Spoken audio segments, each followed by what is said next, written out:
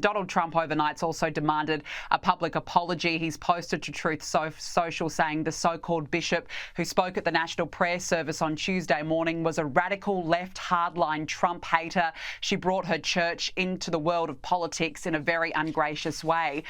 Douglas, Trump is right here. What business did she have? And it goes to what you alluded to before, turning what was meant to be a great church service into a political one.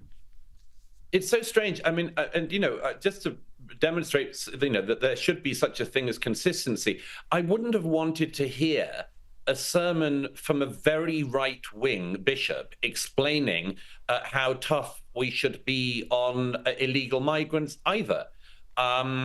She said we've got to have mercy on illegal migrants and how scared they are. And that's just ridiculous. You can just do that forever. But the counterpart is you could just talk about all the crimes that some illegal migrants have committed. But again, who wants to hear that from a pulpit? You can hear that in some of the news if you want. You can hear it on X. You can see it on X. You can see it on YouTube. You can see it on in the newspapers. You can read the New York Post and you can read the crimes that have been committed by illegal migrants. But once you step into church, you would hope that you would get something other than the day's news and something about the eternal and the divine and the sublime. And so just the heart sinks. One of the things I've said for years is that the response to the mad left-wing infiltration of almost every institution in our societies should not be countered, actually, by the right-wing infiltration of the churches or music or anything else. It should be the de-politicization of the non-political world. There have been in recent years ever fewer spaces, to use one of the left's favorite phrases, ever fewer spaces in which you can actually escape from politics, because the left has pushed politics into everything. I hope that this is just another reminder to conservatives and liberals and others alike. We need spaces that are not politicized, where you're not going to get a sermon literally in the church and non-literally anywhere else, where we can just focus on other things as well. And as I say, that should really be the conservative response, to say, strip the politics out. Absolutely, and this is exactly why Donald Trump's been elected, because people are sick of this absolute nonsense. Now, you mentioned illegal migrants there, and it started already. More than 300 illegal migrants have been arrested by ICE during raids in and around sanctuary cities across the US. And this includes sex offenders and other violent criminals. Douglas, this is just the beginning of what clearly is a massive task ahead for ICE and Border Czar Tom Homan. But how good is it to see law and order slowly and finally being restored? Well, as I've said for many years, if you don't have a border, you don't really have a country, or at least you won't have a country very soon.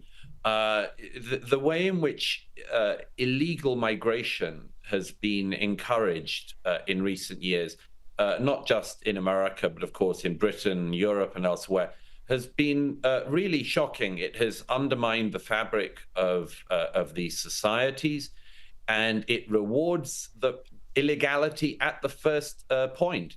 Many people, like that Barmy Bishop, will be thinking about these people saying they're not all these illegal migrants are criminals.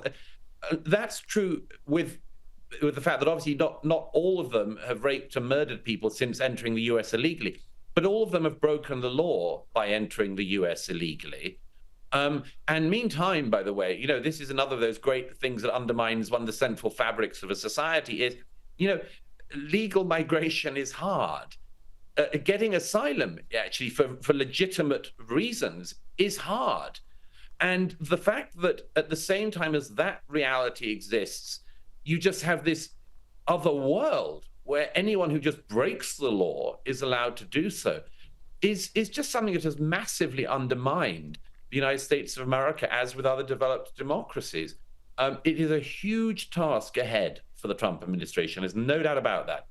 And they are going to be fought against by Democrat governments in sanctuary cities Democrat authorities in sanctuary cities like New York and like cities in California. And we'll just see what happens. But I think that one very important thing about this is it's not just that America and the American voters who voted in Donald Trump are watching. I think the world is watching, because countries like Italy, Spain, France, and others that have millions of illegal migrants in their countries that they have totally failed to deport. Britain is another example. More than 1 million illegal migrants in the UK. Total failure of the government, total failure of the state to enforce the border laws.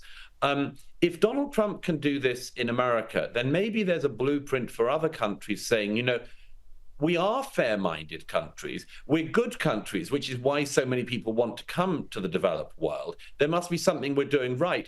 But we're mad if we think we can just have open borders and anyone in the world can walk in. So the American voters will be watching Trump, but my prediction is that governments across Europe and elsewhere will also be watching very carefully and hoping that he succeeds and that they can follow. Absolutely, and hopefully he sets that standard. Now, I want to ask you about the ceasefire deal between Israel and Hamas. We've already seen the first of some of the hostages being released. But Douglas, in your view, will this really ever truly end this war? Well, it's very early to say. My expectation is no. I'm extremely pleased for the hostage families whose daughters were released. 3 women were released, of course, at the weekend. There has been an awful lot of praise of countries like Qatar in particular for helping to effect this release. There are still many scores of hostages in Gaza, an international array of hostages in Gaza who were stolen, kidnapped from their loved ones on October the 7th. And Hamas, in its unbelievable necrophilic style, is also holding on to the bodies of murdered hostages. And the Israeli negotiators are having to deal with talking about how to get dead bodies back from Hamas's clutches, as well as hopefully as many living hostages as possible. I think there are just 2 things quickly I would say about this. The first is that whether or not the war ends really relies on Hamas. Hamas could have stopped this war, and indeed it could have not started it. And that would have been a good idea, wouldn't it? But there's one other corner which does have to be highlighted, which is the role of Qatar. Qatar is one of the funders and hosts of Hamas. And it is galling to some of us to watch the praise being dished out to Qatar and the Emir at the moment.